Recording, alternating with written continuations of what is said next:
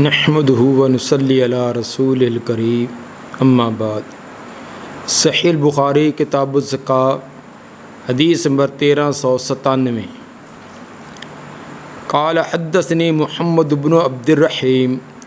قال حدثنا عفان بن مسلم قال حدثنا وحیب عن یحیی بن سعید بن حیان عن ابی زرعۃ عن ابی ہریرہ رضی اللہ عنہ ان اعرابیا اتى النبی صلی اللہ علیہ وسلم فقال دلنی علی عمل اذا عملت دخلت الجنہ۔ سیدنا ابو ہریرہ رضی اللہ تعالیٰ عنہ سے روایت ہے، ایک اعرابی آدمی نبی صلی اللہ علیہ وسلم کے پاس آیا، فقال دلنی علی عمل، عرض کرنے لگا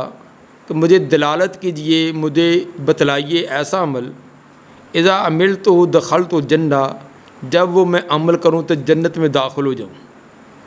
مجھے ایسا کہ عمل بتلا دیجئے جس کے کرنے سے میں جنت میں پہنچ جاؤں۔ قال تعبد اللہ لا تشرک بہ شیئا، آپ نے فرمایا کہ ایک اللہ کی عبادت کیجئے اور اس کے ساتھ کسی کو بھی شریک نہ کیجئے، اس کی ذات میں، اس کی صفات میں، اس کے اختیارات اور معاملات میں کسی کو بھی شریک نہ کریں۔ وتقیم الصلاۃ المکتوبہ، دوسری بات آپ نے فرمایا کہ فرضی نماز کی اقامت کرو، اقامت نماز کو وقت پر پابندی سے، خشوع خضوع سے اور اسوہ رسول کے مطابق ادا کرو۔ وتؤدی الزکوٰۃ المفروضہ، تیسری بات آپ نے فرمایا کہ فرضی زکوٰۃ ادا کرو۔ وتصوم رمضان، اور چوتھے نمبر پر رمضان کا روزہ۔ یہ چار چیزیں آپ نے بتلائی کہ عبادات، ہمہ قسم کی عبادات، خواہ وہ قولی ہے، قلبی ہے، بدنی ہے، مالی ہے، ہر قسم کی عبادت صرف ایک اللہ کی۔ دوسرے نماز کی ٹھیک طرح اقامت، زکوٰۃ کو ادا کرنا، رمضان کے روزے۔ قال والذی نفسی بیدہ، وہ آدمی کہنے لگا مجھے اس ذات کی قسم جس کے قبضہ میں، جس کے ہاتھ میں میری جان، لا ازید علی ھذا، میں اس سے زیادہ نہیں کروں گا، جو آپ نے فرمایا اتنا ہی میں عمل کروں گا۔ فلما ولا، جب وہ پیٹھ دے کر جا رہا تھا، تو قال النبی صلی اللہ علیہ وسلم، تو نبی صلی اللہ علیہ وآلہ وسلم نے فرمایا من سرہ ان ینظر الی رجل من اہل الجنہ، جس آدمی کو یہ پسند ہو کہ جنتی آدمی کو دیکھنا چاہے، دنیا کے اندر زمین پر چلتا ہوا کہ جنتی آدمی دیکھنا چاہتا ہے، تو فلینظر الی ھذا، تو اس آدمی کو دیکھ لے۔ یہ آدمی جو جا رہا ہے، اگر کسی نے دنیا کے اندر چلتا پھرتا جنتی آدمی دیکھنا تو اس کو دیکھ لے۔ اس میں آپ نے چار بنیادی چیزوں کا تذکرہ فرمایا، ایک اللہ کی عبادت، ہمہ قسم کی عبادات اللہ کی، دوسری نماز کی اقامت، تیسرا زکوٰۃ کی ادائیگی۔ تو ثابت ہوا کہ جنت میں دخول کے لیے زکوٰۃ کی ادائیگی یہ بھی لازمی ہے، اور یہی امام بخاری رحمہ اللہ ثابت کرنا چاہتے تھے، کیونکہ باب تھا زکوٰۃ کی فرضیت کے بارے میں، تو زکوٰۃ کا ادا کرنا بھی لازمی ہے، کیونکہ دخول جنت کا یہ سبب اور ذریعہ ہے۔ باقی رہا کہ اس کے اندر حج کا تذکرہ نہیں، تو یا تو اختصار کی وجہ سے یا حج کی فرضیت سے پہلے کا یہ واقعہ ہونے کی وجہ سے۔ اس پر اگر کوئی یہ بات کہے کہ آپ کو کیسے معلوم ہوا، تو یہ تو بالکل سیدھی سی بات ہے کہ نبی صلی اللہ علیہ وسلم دین کے بارے میں کوئی بات بھی اللہ کی اطلاع، اللہ کے پیغام وحی کے بغیر نہ فرماتے تھے۔ یا تو اللہ تعالیٰ نے وحی کے ذریعے آپ کو بتلا دیا کہ اس آدمی نے جیسے اقرار کیا ہے کہ میں اس پر ضرور عمل کروں گا، لا ازید علی ھذا، اس سے زیادہ نہیں کر سکوں گا، تو یہ واقعی اسی طرح کرے گا اور یہ جنتی ہے۔ یا پھر اس عبارت کے اندر تھوڑا سا اختصار ہے، پوری عبارت اس طرح بنے گی ان دام علی فعل الذی امر بہ داخل الجنہ، اگر یہ اس نے دوام کیا اپنے اس فعل پر جس کا اس کو حکم دیا گیا ہے، جن 4 کاموں کا حکم دیا گیا اس پر اس نے دوام اختیار کیا، جس طرح کہ اس نے یہ دعویٰ کر دیا ہے، جس طرح اس نے کہا کہ لا ازید ولا حاضر، سے میں ان پر تو عمل ضرور کروں گا، اس سے زیادہ نہیں، اگر اسی پر کاربند رہا تو یہ داخل الجنہ۔ صحیح مسلم کے حدیث نمبر 13 کے اندر 13 اور 14 میں یہ بات، یہ الفاظ بھی ہیں کہ ان تمسک بما امر بہ داخل الجنہ، اگر اس نے مضبوطی سے تھامے رکھا وہ چیزیں جس کا اس کو حکم دیا گیا تو جنت میں داخل ہو جائے گا۔ تو یہ روایت بھی، یہ الفاظ بھی بتلاتے ہیں کہ مطلب یہ تھا کہ اگر جس چیز کا اس نے اقرار کیا اس پر کاربند رہا، اس پر دوام اختیار کیا تو جنت میں داخل ہو جائے گا۔ اگر کوئی یہ اعتراض کرے کہ جنت کی بشارت پانے والے تو 10 مبشرہ 10 صحابہ ہیں، تو اس کو بھی آپ نے جنت کی بشارت دے دی، یہ تو 11 ہو گئے۔ تو اس کا ایک تو سیدھا سا جواب یہ ہے کہ جن 10 صحابہ کو کہا جاتا ہے یہ 10 مبشرہ ہیں، ان کا مطلب یہ کہ ان کا نام لے کر ایک مجلس کے اندر آپ نے جو تذکرہ کیا تھا، 10 مبشرہ سے مراد وہ 10 صحابہ جن کو جنت کی بشارت دی گئی، ایک مجلس میں ان کے نام کی تعیین کر کے، نام متعین کر کے جن کو بشارت دی گئی تھی ان کو 10 مبشرہ کہا جاتا ہے۔ ورنہ اور بھی صحابہ ہیں جن کو جنت کی بشارت دی گئی۔ پھر 10 کا عدد یہ زائد کی نفی اس میں نہیں ہوتی، یہ عربوں کا باقی زبانوں میں بھی ہے۔ تو اگر ایک چیز کی تعیین بیان کی گئی تو زیادہ زائد کی نفی نہیں ہے، اگر اور دلیل سے چیز ثابت ہو جائے تو وہ بھی اس میں آئے گا۔ جس طرح کہ حدیث میں آتا ہے کہ قیامت کے دن عرش کا سایہ پانے والے 7 قسم کے لوگ ہیں، تو اس حدیث میں تو صرف 7 کا تذکرہ ہے، اور دیگر احادیث کے اندر اوروں کا بھی تذکرہ ان 7 کے علاوہ بھی۔ تو ایک موقع پر آپ نے بیان کیا، مزید دوسرے موقع پر اللہ تعالیٰ نے اور بھی اس کے اندر اضافہ کر دیا کہ فلاں فلاں بھی اعمال کرنے والے وہ بھی عرش کا سایہ پانے والے۔ اسی طرح 10 مبشرہ کے بارے میں ایک موقع پر یہ بیان کیا، بعد میں اور مواقع پر بعض کے بڑے عظیم کارناموں کی وجہ سے ان کو بھی جنت کی بشارت دی گئی، جس طرح کہ بدری صحابہ وہ سارے جنتی ہیں، بیت رضوان جنہوں نے درخت کے نیچے بیعت کی تھی وہ بھی جنتی ہے، اور یہ بھی قرآن کی نص سے ثابت ہے۔ اور اسی طرح اور بھی کئی مواقع پر کئی صحابہ کو جنتی ہونے کی کا آپ نے ان کو یہ بشارت سنائی ہے، تو اس لیے یہ اس کے منافی نہیں ہوگا۔ تو بہرحال امام بخاری رحمہ اللہ نے اس کے اندر زکوٰۃ کی فرضیت، زکوٰۃ کا لزوم وہ بیان کیا ہے۔ حدیث نمبر 1398 حدثنا حجاج سے مراد حجاج بن منہال ہیں جو امام بخاری کے شیخ ہیں۔ حدثنا حماد بن زید حدثنا ابو جمرہ قال سمعت ابن عباس رضی اللہ عنہما یقول قدم وفد عبد القیس علی النبی صلی اللہ علیہ وسلم، عبد القیس قبیلے کا ایک وفد نبی صلی اللہ علیہ وسلم کی خدمت میں حاضر ہوا۔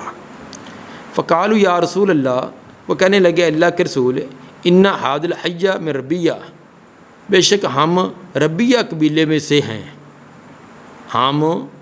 ایک قبیلہ ہیں جو کہ ربیہ میں، یعنی ربیہ بڑا ہے اس میں سے ایک قبیلہ، ایک لوگ ہیں ہم۔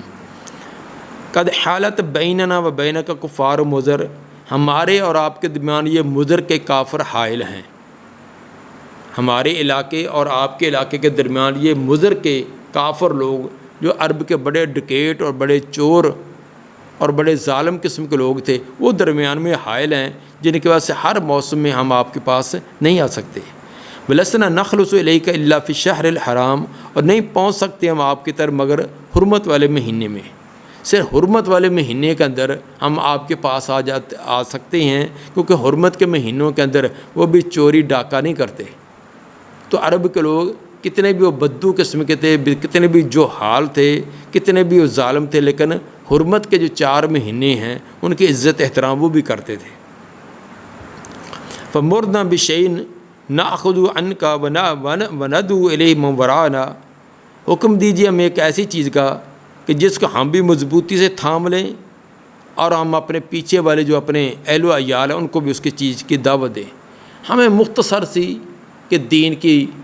تعلیمات بتلا دیجئے، ہم بھی ان پر عمل کریں اور اپنے پیچھے والے جو لوگ ہیں ان کو بھی اس کو بتلائیں، وہ بھی عمل کریں اور نجات پا جائیں۔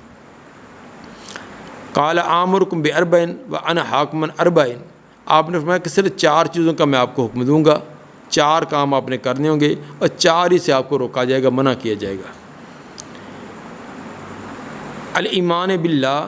پہلے نمبر پر اللہ پر ایمان لانا۔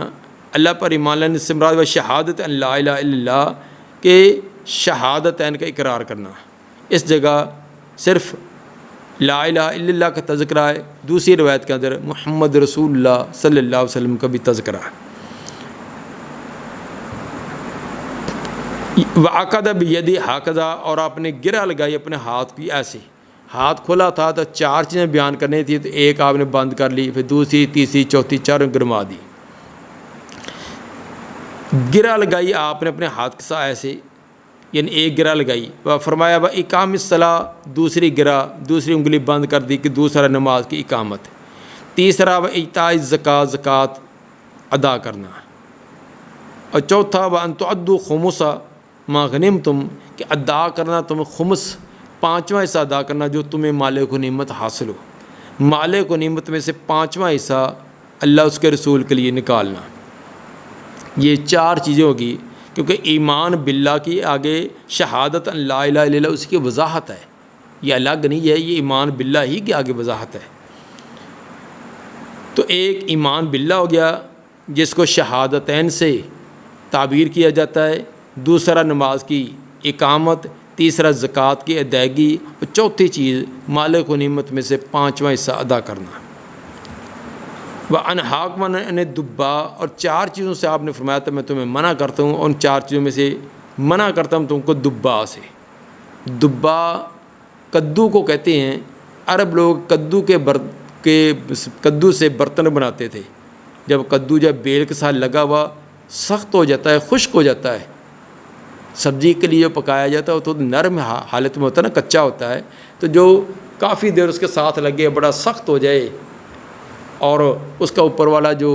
چمڑا ہے، اوپر والا جو کو چھلکا ہے بڑا خشک ہو کر بڑے سخت ہو جاتا ہے، تو اس کو پھر خاص اوپر سے کٹائی کر کے تو اس کو ایک برتن بنا لیا جاتا ہے، جس طرح کے بڑا جو ہے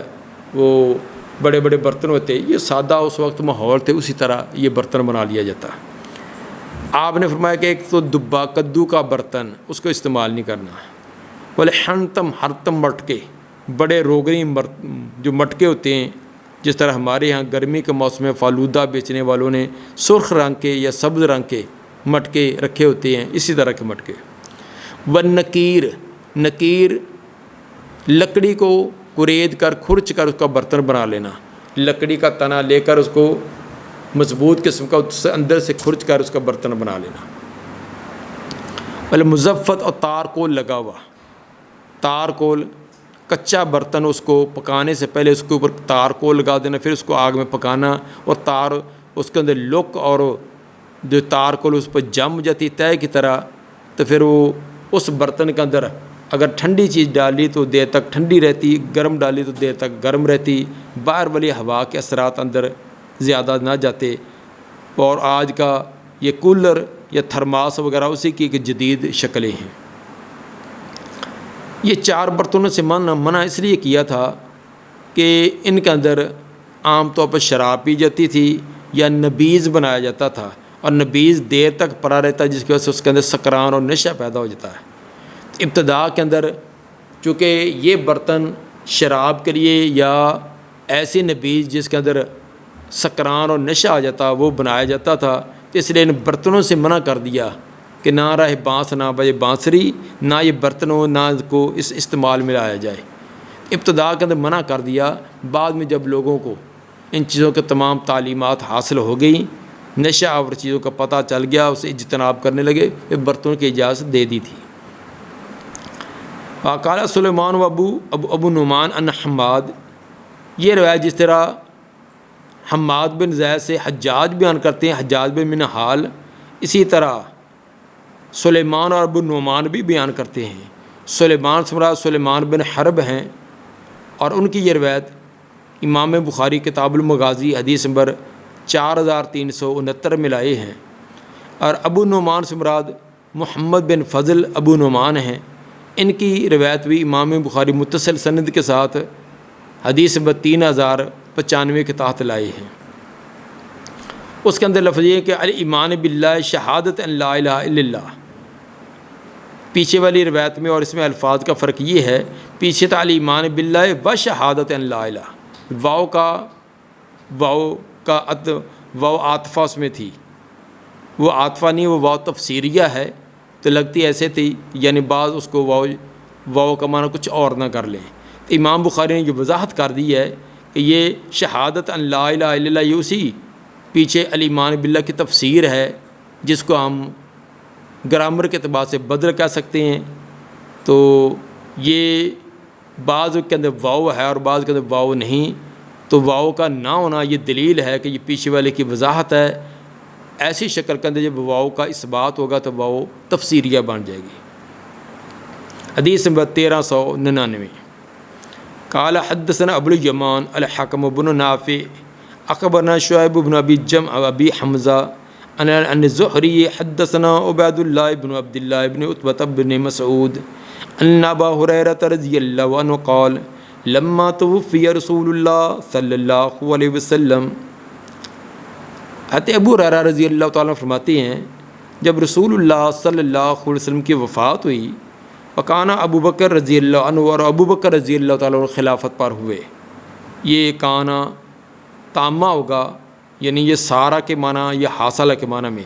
اور ابو بکر رضی اللہ تعالیٰ عنہ وہ خلافت پر خلافت ان کو حاصل ہوگی یا خلافت پر برجمان ہوگے۔ اور کافر من العرب، اور کفر کیا، انکار کیا جس نے بھی انکار کیا عربوں میں سے، کچھ عرب قبیلے وہ مرتد ہو گئے، انہوں نے انکار کر دیا۔ آپ کی وفات کے بعد جو انکار کرنے والے لوگ 3 قسم کے تھے، ایک تو جنہوں نے کلی طور پر اسلام کو چھوڑ دیا، اسلام کو ترک کر دیا، مرتد ہو گئے، اور دوسری قسم کے وہ تھے جو اسلام کو تو ماننے کا اقرار کرتے تھے لیکن نبی کی نبوت کس کو چھوڑ کر مسیلمہ کذاب اور اسود انسی کو بھی انہوں نے نبی مان لیا۔ دعویٰ تو کرتے تھے ہم اسلام کو مانتے ہیں، اللہ کو مانتے ہیں، لیکن نبوت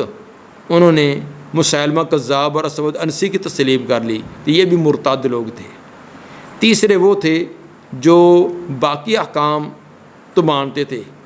اللہ تعالیٰ کے احکام بھی، نبی کو بھی، قرآن کو بھی، لیکن زکوٰۃ کے منکر تھے۔ زکوٰۃ کے بارے میں طرح طرح کی ان کی حجت بازیاں تھیں، مثلا یہ کہ یہ صرف نبی کے زمانے میں تھی، نبی کے بعد یہ زکوٰۃ ختم ہوگی، یا یہ ابتدا میں تھی، اس طرح کے غلط قسم کی استدلال کر کے انہوں نے زکوٰۃ کا انکار کر دیا۔ اس جگہ تمام قسم کے لوگ جو بھی مرتد ہوئے تھے، خواہ انہوں نے صرف زکوٰۃ کا انکار کیا ہو، یا نبی کی نبوت کا انکار کیا ہو، یا سب کچھ اسلام کا کلی طور پہ انکار کر دیا ہو، سب ہی مراد ہے۔ فقال عمر رضی اللہ عنہ، تحت عمر رضی اللہ تعالیٰ عنہ کہنے لگے کیف تقاتل الناس، آپ کیسے قتال کریں گے لوگوں سے، قد قال رسول اللہ صلی اللہ علیہ وسلم، حالانکہ رسول اللہ صلی اللہ علیہ وسلم نے یہ فرمایا تھا کہ عمر تو ان اقاتل الناس، مجھے حکم دیا گیا میں لوگوں سے قتال کروں، جہاد کروں، حتیٰ یقولوا لا الہ الا اللہ، یہاں تک وہ لا الہ الا اللہ کے قائل اور فاعل ہو جائیں۔ فمن قالہا، اور آپ نے فرمایا کہ جس نے یہ کلمہ توحید کہہ لیا، فقد آثم منی مالہ و نفسہ الا بحقہ، تحقیق محفوظ کر لیا، بچا لیا اس نے مجھ سے اپنا مال بھی اور اپنی جان بھی، الا بحقہ، مگر جو اسلام کا حق ہے، وحسابہ علی اللہ، باقی اس کا حساب اللہ کے ذمے ہے۔ ابو بکر صدیق رضی اللہ تعالیٰ عنہ کا موقف یہ تھا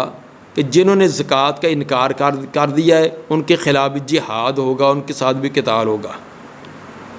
حضرت عمر رضی اللہ تعالیٰ نے ابتدا کے اندر وہ اس بات کے قائل تھے کہ جو کلمہ توحید کے قائل ہیں، لا الہ الا اللہ پڑھتی ہیں، تو وہ اسلام میں داخل ہیں، تو اگر انہوں نے زکوٰۃ کا انکار کر دیا تو ان کے ساتھ قتال نہ کیا جائے، ان کو سمجھانے تک محدود رکھا جائے۔ اور انہوں نے دلیل کے طور پر یہ بات بیان کی کہ نبی صلی اللہ علیہ وسلم نے تو اتنا ہی کہا ہے کہ امرت ان اقاتل الناس حتی یقولوا لا الہ الا اللہ، جب تک لوگ لا الہ الا اللہ کے قائل نہیں ہوتے اس وقت تک ان سے قتال ہے۔ من قالا فقد عصم منی مالہ و نفسہ، جس نے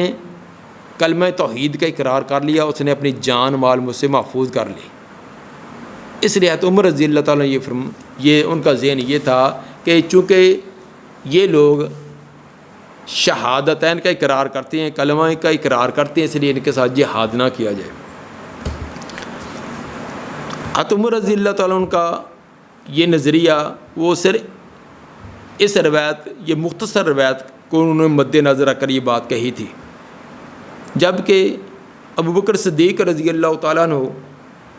ان کا اس حدیث سے بھی اور اسی طرح دیگر حدیث جو وضاحت والی ہیں اور دیگر آیات ان کے اندر بھی یہ وضاحت تھی، ان کے وجہ سے موقف یہ تھا کہ اللہ بحق ہی کے الفاظ ہیں۔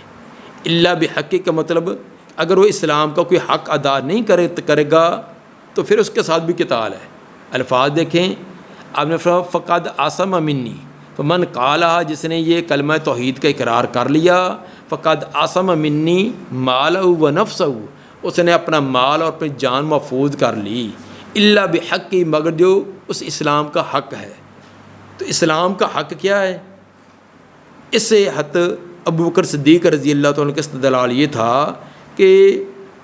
اسلام کا حق زکوٰۃ ادا کرنا ہے، تو جو اس کو ادا نہیں کرے گا اس نے اسلام کا حق ادا نہیں کیا، جب ادا نہیں کیا تو اس کی جان اور مال محفوظ نہ ہوں گے۔ اور ابو بکر صدیق رضی اللہ تعالیٰ عنہ کا یہ موقف صریح قرآنی آیات کے مطابق تھا، جس تک سورہ توبہ کی آیت نمبر 5 میں اللہ نے فرمایا فَإِن تَابُوا وَأَقَامُوا الصَّلَاةَ وَآتَوُا الزَّكَاةَ فَخَلُّوا سَبِيلَهُمْ، اگر وہ جن کے ساتھ تمہارا لڑائی ہے، جنگ ہے، قتال ہے، کافر ہیں، بے دین، ان کے ساتھ اگر فَإِن تَابُوا کا توبہ کر لیں، اپنے اس کفر اور شرک کو چھوڑ دیں، وَأَقَامُوا الصَّلَاةَ نماز کو قائم کر دیں، وَآتَوُا الزَّكَاةَ زکوٰۃ دیں، فخلوا سبیلا پھر ان کا راستہ چھوڑ دو، پھر ان کے ساتھ قتال اور جہاد نہیں ہے۔ تو اس کے اندر صرف کلمے کو نہیں کہا گیا بلکہ ساتھ ساتھ نماز کی اقامت اور زکوٰۃ کی ادائیگی کو بھی کہا گیا ہے۔ اسی طرح سورہ توبہ کے آیت نمبر 11 میں فرمایا فَإِن تَابُوا وَأَقَامُوا الصَّلَاةَ وَآتَوُا الزَّكَاةَ فَإِخْوَانُكُمْ فِي الدِّينِ، اگر وہ توبہ کر لیں، نماز قائم کرنے والے ہو جائیں، زکوٰۃ دینے والے ہو جائیں، فَإِخْوَانُكُمْ فِي الدِّينِ، پھر تمہارے دین میں بھائی ہیں۔ تو ثابت ہوا اگر صلاۃ اور زکوٰۃ اگر ادا نہیں کرتے تو وہ دین کے اندر بھائی نہیں ہیں۔ اور یہی روایت امام بخاری رحمہ اللہ حدیث نمبر 25 میں شروع کے اندر بھی لائے ہیں، اور وہ روایت بھی یہ ابن عمر رضی اللہ تعالیٰ عنہما سے ہے، جس کے اندر اس کی تفصیل ہے۔ اس کے الفاظ یہ ہیں کہ امرت ان اقاتل الناس حتی یشہدوا ان لا الہ الا اللہ وان محمد رسول اللہ،